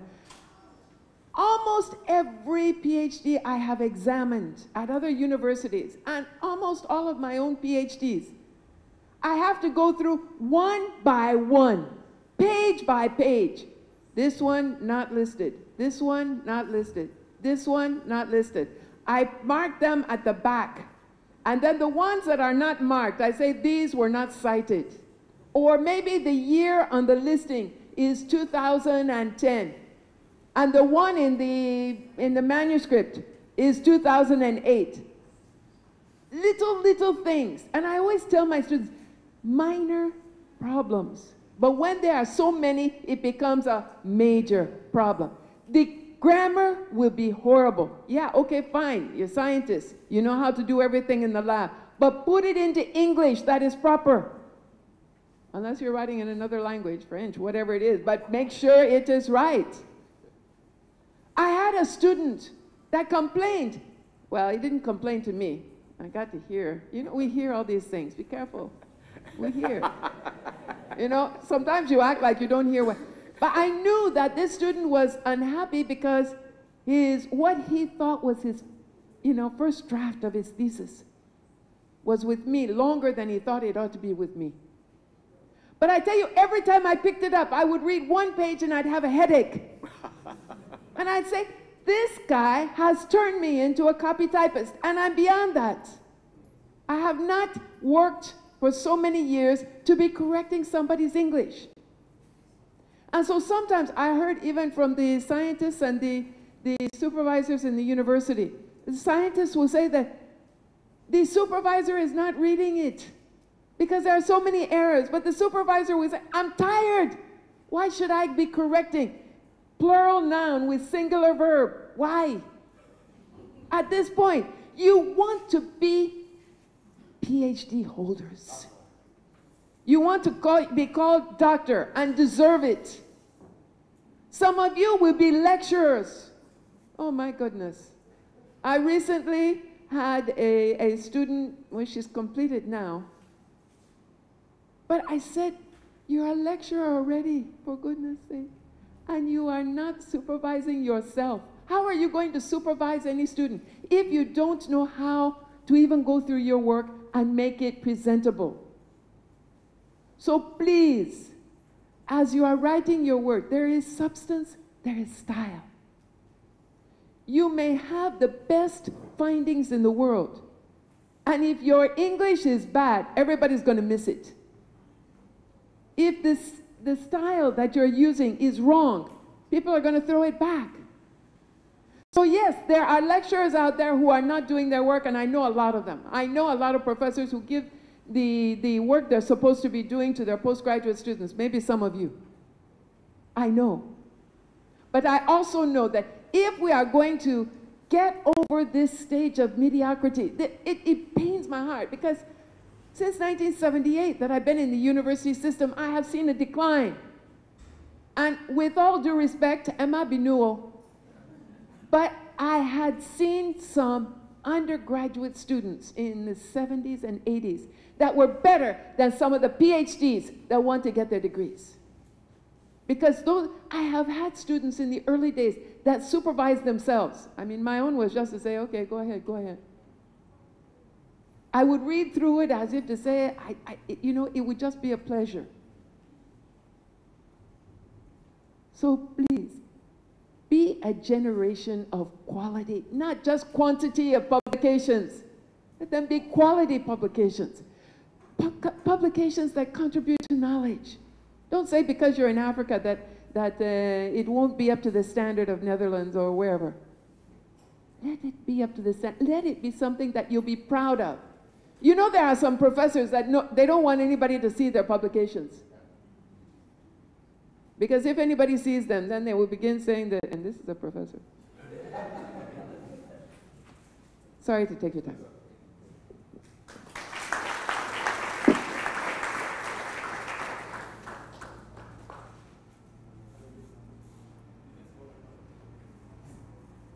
Thank you very much, sir. 3 quick questions. Number 1, cost of publishing. Costs of publishing. Genuine journals, some of them will ask you for so much that you can afford. How, as graduate students, how do we break this problem? That's number 1. Number 2, part of what Professor just spoke about, which I realize with many of my colleagues and myself, is many of our professors, or many of our orgas, they don't teach us how to write. In the sense that they just tell you write. But really, I do something, I don't do it well, but you have not really taught me how to do it.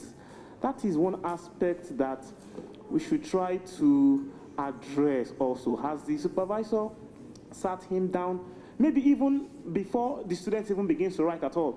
Okay, this is how you do it, this is how you construct it, this is how you do it. Because I have some students under me, and that's what I do before I ask them to write, so that when they write, I don't condemn them outrightly. And then the last one, sir, is the politics of publishing. Peer review and all of that. How do we go about it? Because we've heard of instances where you have to include someone else's, someone's author because it will scale through the review process faster and all of that. The politics behind it, I believe it's something you should mention too, sir. Thank you, sir. Would you permit me to sit up? You know, I've been studying since yesterday. Permit me. Pay charges.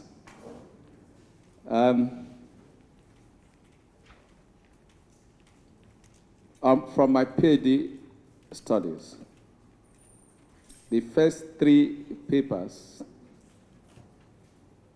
one, I told you, was published in horticultural science in the US. IITA paid for it. Another one was published in African crop science. IITA paid for it. The other one was published in Scientia Horticulturae. There's no pay charge. So nobody paid for it. I only wrote, and then I think gave it to IITA, and it was forwarded and all that, did correction and all that. So, the one in horticultural science, as at that time, each page was $300, and then we had 4 pages, 1,200. I only was told it was paid from budget. If you are with IITA, I think, I don't know what obtains. I'm telling you what happened about 20 years ago. If you are with IITA and you write very good paper with the knowledge of your scientist, I don't know what goes on. Then, when we write, I was at Tonne, you will send it to which office here, whether it's training office or whatever office. IITA will go through it and adopt it as IITA paper. And when they do that and they allow you to send it out, they will pay for it. That's all I know. But when you are out and you go back to our national systems, they use money to find money now. So you will have to look for good money to pay. But let me confess to you, since I came out of IITA, okay, when I went back as a visiting scientist, we also made some other attempts, and IITA paid for it, some of them. But since I came back, Those big names in the US, I don't even try them, I'm sorry to say. It doesn't mean I publish in small, no. There are still good journals, international reputation. It will just take a long time before the articles will come out. Fruits, if you send anything there, if it is good and accept it, you ain't paying anything. And there are other journals, International Agrophysics in Poland, like I told you, if you publish there, it's impact factor journal, very good. They don't charge you for nothing, except good articles. So that's that. Your second point is, yes, they do have Professor Janice talking. Your whatever name, everybody is busy, that's one. Two, but I also agree with you. What I do with my student is we learn from one another. Let me use that word. But I don't sit down and say, write it this way. I only give you an idea. These are the contents. I just told you the book chapter we wrote for International Agrophysics. I wrote the title and what should be the possible contents and sent it to a former PhD student. He developed it. I know that's the much we will do. He developed it, sent it to me, I did the correction. So when he did his PhD, before he defended, we had 4 papers. And then after his defense, he wrote another 4 he will send and correct. But I told him, Felix, I have taught you how to fish. Go ahead and fish by yourself. Don't show me any other articles. You know, he wrote, except a book chapter he wrote from that thesis. Every other article he didn't show me. I got them published, not in local place, most of them in Europe. So I think, like Prof said, I also want to challenge you. You know, when I see you people putting handset and putting pin in your ear and shaking your head, I say, these are a serious generation. Sincerely, do you know, I'm challenging you. There is no student I supervise that I don't make myself know better than the student. What do I mean? If we develop a research idea, before you start working, I would have spent more than 2 weeks reading, studying, looking at publications, looking at internet, looking at what is on. When you sit down, we talk. You don't tell me anything strange. You don't tell me anything new. I have read about it. I will have references downloaded. But you, students who is supposed to do the work, you don't read anything. I want me to come and read it for you? No. So you must make efforts on your own to develop yourself. Did you hear what I said? You know, what Prof said, there are things that want to make me cry. He said undergraduate students in the 70s are better than what she's seeing now. Isn't it an evil? And you people think you should be spoon-fed. I'll tell you this and sit down. When I did master's degree, my supervisor was too busy. He had his own parochial way of thinking, a tribalist, I'm sorry to say, but that's the truth. He became the dean. I'll wait for him hours, he won't attend to me. From being the dean, he became the deputy vice chancellor, and that was the end of it. A day I waited for him for 8 hours, he just walked out on me and said, sorry, I cannot see you. And then how do you do? You know how I supervised myself? I mean it with all sense of integrity, during my master's. I consulted with Professor Biafuna in Futo, and then another professor in Australia. I just wrote to them what I'm supposed to do, what I think I'm supposed to do, and they sent me publications. And I read the publications, and I developed the thought, and I went to the field. By the time I completed data collection, I went to my supervisor. I have done this, I have done this, I have done this. He said, wow, go and write up. That was how he supervised me. And when I did a PhD, the person who supervised me, he is an environmental horticulturist. He doesn't have knowledge, anything in plantain. But thank God I was in IITA, so every 3 months I go back to tell him what I was doing. I forced myself to read, to study. And I made consultation. I went back to Professor Biafuna in Futo, I'm in UNM. I said, look at what I'm doing, look at what I'm doing. Will this give me a PhD? Say, yes, that will give you a PhD. So you have to work on yourself. You have to develop yourself. That was why I told you I will soon stop. Have a vision, know where you are going. Are you expecting a supervisor to determine your destiny? Sincerely, Prof. is there. We are supposed just to guide you. We are supposed to show you, look at where you are going. You find your way there. What is the last question?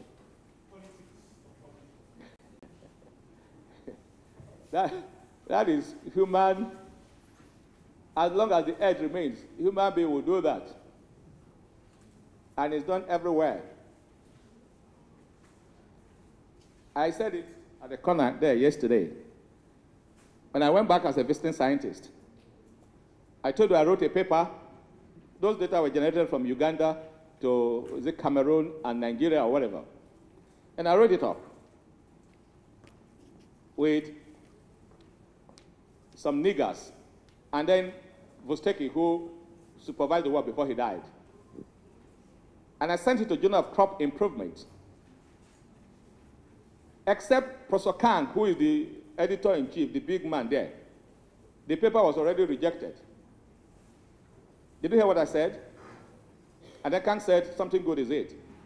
And then I corrected it 5 times before it was accepted. I wrote the second part of the big data, the same Journal of Crop Improvement. If you know about Journal of Crop Improvement in the US, most of the editorial boards are Indians that immigrated to US and are US citizens. And then we have in IITA then, Dr. Pillay, now Professor Pillay in South Africa.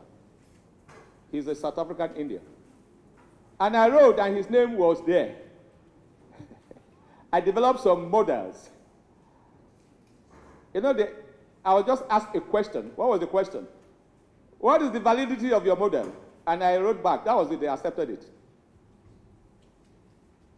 The same me wrote the first one that was reviewed 5 times. I wrote the second one, and the person they know was there. And they asked me the validity. And I told them, I beg your pardon, the reliability, they asked me for coefficient of determination, and I just put it out there. That was it. I also mentioned my PhD student worked on shea butter tree. And then he did profiling of fatty acids. And he sent it to a journal in Europe. And one of the reviewers said, this work cannot be done in West Africa. I was sent back. He sent it to another journal in the same Europe. And it was accepted and published. Now, so I may not be able to answer your question directly, but the politics. There are things I did when I went back to IITA and wrote them with the address of IITA. They were published. When I went back to UNN, you see what I'm doing? You know the answer. Oh, okay.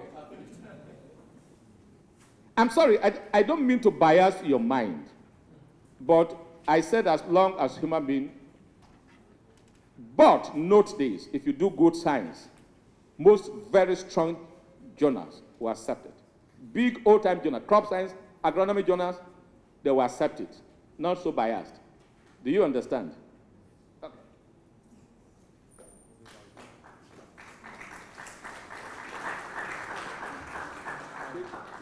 Yes.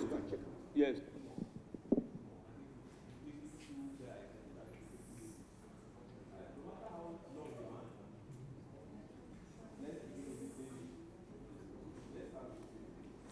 Thank you, sir. I think I'm a little bit unhappy that you didn't have enough time, because the last bit of your lecture was actually, brought, and that is actually the core for me. I'm happy the man over there talked a little bit about politics, scientists, and the problem students face. My question, actually, there was something you mentioned, thinking out of the box. The student can think out of the box, but sometimes you find out that the supervisors will want he or she to fall into the line of his own area of study. and you're constrained, because if you want to probably get your master's or PhD, you have to follow that particular line to be able to graduate. Then I also wanted you to talk about this referencing. How do you really quote someone without being accused that you have plagiarized the person? Then the last bit is that when Mommy over there mentioned about citing references. Sometimes you'll be seeing some journals or works of maybe, will I call them bigger people, then you find out that some of the references cited inside the paper was not referred to, and probably you've already used it in your own work. And although what I normally do, I try to see if through the internet I'll be able to get that particular reference. But my fear is that I don't know whether I'm getting the particular article that was cited, or because I'll look at the year and say, okay, this year looks like the year the person must have done something. Then I'll now write.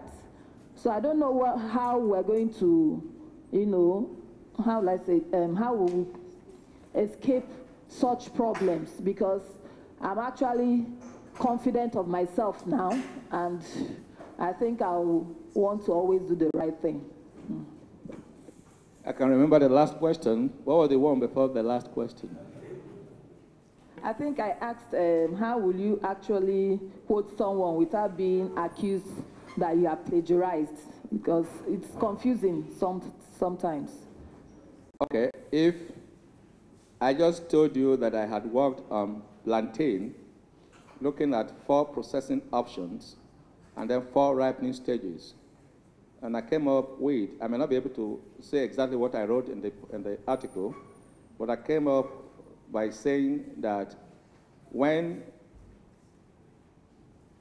plantain at the initial ripening stage, we call it stage 1, and that stage 1 is described in the article. When you roast plantain at stage 1, it gives you the best nutritional quality in terms of minerals and some proximate components, and it has the lowest fat content. That was my finding based on my study. If you are going to cite it, if you are doing a similar study, you are not going to write plantain at stage 1, roasted, gave the best nutritional quality. You are saying it exactly the way I have written it. You are copying my work. What you will say is, earlier study by reported that, that's how to make reference to somebody's work. Do you understand? And then the last one that I remember, I have forgotten. What is it? Okay, now I remember. You were talking about citing or not citing. You know, you heard yesterday, predatory journals. You can't pick crop science journal, agronomy, international agrophysics, fruits. These are the ones I'm familiar with that have international standard. And you will see an article cited and it's not referenced, or a reference that's not cited. It's not possible. Is this local Lungu, corner, court, journal that you will see such thing? Because all they are looking for, they're just looking for money. They didn't review nothing. You send it to them. Okay, let's talk about that. So don't look for those journals. Okay?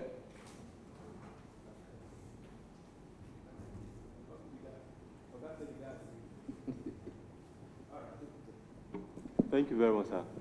In the list of audience you gave us, sir, I think one was missing. About I don't know, as your student, sir, to know if it's going to be applicable for us to include it, and that is the community. I beg your pardon, I didn't understand your question. You said I missed. I mean, you gave us a list of audience for our researches. But my observation was that one was missing. And as your student, I wouldn't know if it would be applicable for us to include it, sir. And that is the community, the role of the community. I was already thanking you for reminding that. Thank you very much. Okay.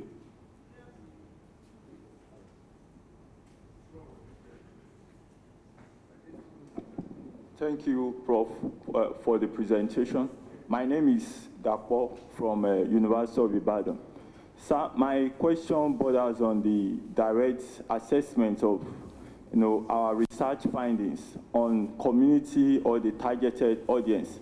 In the events where we have novelty, discovery, then the issue of patency, intellectual property comes in, and then it tends to bring conflict, among researchers, the laboratories, and also the funding agency. And most times you see that this tends to delay, the direct impact or assessment to the targeted audience and community, which is the bedrock, of our findings. So I don't know, how do we play around or manage this, as a scientist? Thank you. The presentation is supposed to give you a general outlook with respect to scientific communication. But specific issues like that are not easy to go about. When there is issue of intellectual property right, you can't do just what you want. You are possibly working with a group or working under some funding and all that. You have to obey all the rules that bothered about the funding of that research. Do you understand? Finally, what I mean with respect to finally is the fact that no matter whatever the findings are, it will come out one day. It may not come out as fast as you wish that it should come out because of rules and regulations. Of course, like some guys here spoke, with respect to supervisors or that. Even with IITA, when we were around here a couple of years ago, like I said, you write your papers, you will send it, I've forgotten the name of the office, whether it's training office or whatever. It will go under review, and oftentimes it doesn't come out until after about 3 months. It's after IITA has reviewed it and felt that, yes, it's of standard that we can accept with our name and whatever on it. Then it's sent back to you.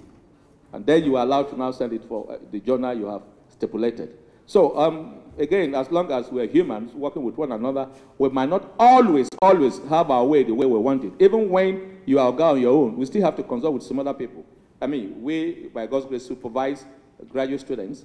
We don't also want to plagiarize their work.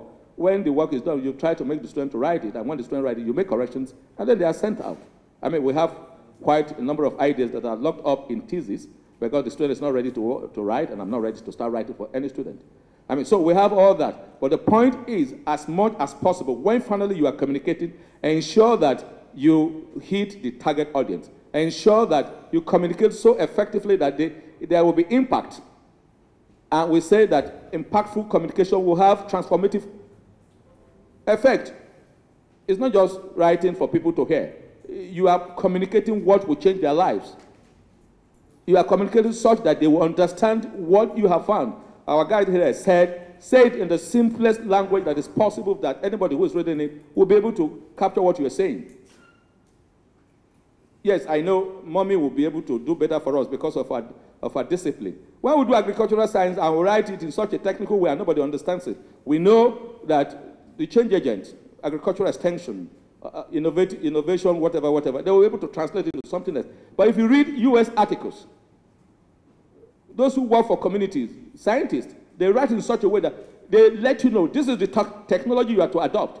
And what we are saying is, in your communication, ensure that the reading audience have a clear understanding of what you have found and what you want them to learn. And then we'll sign out.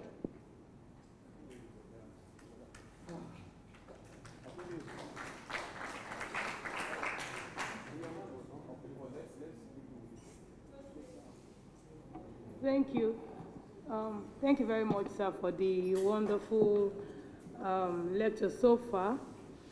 From what my other colleagues have said, and from my own observation, in a lot of times we discuss about our challenges. And our lecturers, you that we have on ground, sir, Mama, everybody has tried to let us know where we are faulty as students, and some things that could be done. But for me, I would not want it to just end like, okay, they have suggested, they have given us various ideas. Perhaps this is not a question, it might be like a message to the organizers of this symposium. Is there a way that we can improve further on this kind of trainings, even within ourselves. We know how difficult it can be for us to say we want to bring prof all the time to come and train us on this. But when I actually saw the program of the event, this scientific training was the most important and the catchier part of it for me. Like my brother here said, that's the truth. I have learned research methodology in school. I know how to go to my field to get my data. I know I'm supposed to use SPSS, star, what have you. But when it comes to me bringing out whatever I've found in an acceptable form, it becomes a real challenge for all of us, and that's the truth. So I wouldn't know what, maybe the organizers will still get back to Prof and say, yeah, okay, yeah. Because it's actually, scientific writing is actually very, very important. When we do our experiments in our field, and in my own university, I can't say for other schools, we have course outlines that they teach you some theoretical works before you go into your thesis year. We have research methodology, we have statistics, we have econometrics, we have all of it, but it is not there, scientific writing. What can you do to help us to be a better scientist? Thank you.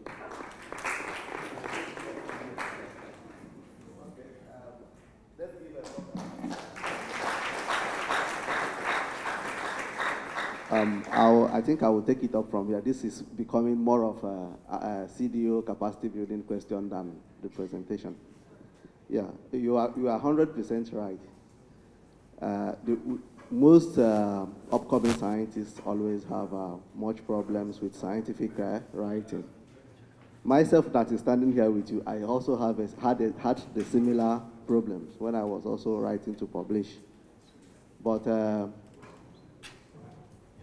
I just finished a course on scientific writing last month, and I had a very big, clear idea of what scientific writing is all about. I think what we will do is we will do a similar thing that we did for arrow programming. If we can have a forum with IARSAF, then we discuss and find time. We can do some step down from that training. I don't know if there are other people too who have had similar trainings on scientific writing. I know CDO has organized one for some graduate students in other countries, especially those from Francophone countries. We had one with them just some few months ago. Then we had one last year. I think some people who attended that of last year also are here, that are still here with us. We can come together to form a team, have a kind of train the trainers for like a day or two, then we fix a time for us to have this, another session of this research writing. Then we could also try to see if we can be able to get whatever materials we can get and make it available through the e-learning, so that somebody can click from his own comfort and read it through and also do some exercises based on what we have. So I think it's something I will discuss in the unit. Then we'll find time to see how we're going to make it work. So is that okay by you? Good. Then I have an evaluation form. That's the last part I want to talk about. Then I will hand over to you. Yeah, we had some kind of thinking if we should evaluate the trainings per topic as it's being presented, but that will be very cumbersome, somebody filling the form over and over and over. So I suggested that we have this one just for all the trainings. This is the last training. There's no other training coming up, but the IARSAF activities will continue. So please, take your time, fill the forms as best as you can. We had made some provision where you will see comments. So I want to, that's why I'm standing here. One of the things that made me to stand here so that I can explain. If there are things that you think needs improvement from all the three presentations made, one from the qualitative methodology, quantitative, research, scientific writing, and open access. Just make the comment on the bottom part of the paper, things that you may think we might need to improve for subsequent trainings. Then some people made some requests for SARS. We've been discussing that with the IARSAF executives, and we agreed that we are going to hold it, but we will find time in August. So for those that are going, that were not able to participate in the R training, especially those that are not in Ibadan, that had some challenges because of the time frame. So we want to give some time, some reasonable time, so that people get prepared and also find some fund to be able to participate in that.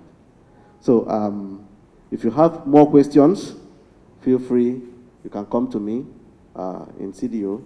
Well, I mean concerning the trainings, not the other programs. Yeah. So you can come to CDO, meet with me, we will discuss, and also kind of put you through with some other things. So thank you very much, and God bless.